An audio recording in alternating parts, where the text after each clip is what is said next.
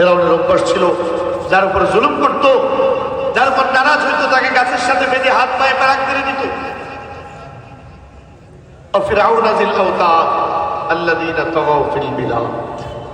রক্তপাত হতে হতে লোকটা মরে তার লাশ ওই গাছের মধ্যে ঝুলে থাকতো। আপন জন্য এসে ফেরাউনের পাও ধরতো, মেরে তো ফেলছেন, এবার লাশটা দেন আমরা দাফন করি। ফেরাউন বলতো না, তার গোশত আমি চিল শকুন্ডি দিয়ে খাওয়াবো। সব গোশত শরীর থেকে গিয়া যখন কঙ্কাল ঝুলে থাকতো তো হুকুম দিত ফায়ুতরাহু ফিল বাহরি, অথবা ওই কঙ্কালকে সমুদ্রের মধ্যে নিক্ষেপ করা হতো, পানিতে নিক্ষেপ করা হতো, দাফনের সুযোগ দিত না। আমার রব বলেন আলাইসাল্লাহু বিআহকামিল হাকিমিন, আমি কি আহকামুল হাকিমিন না?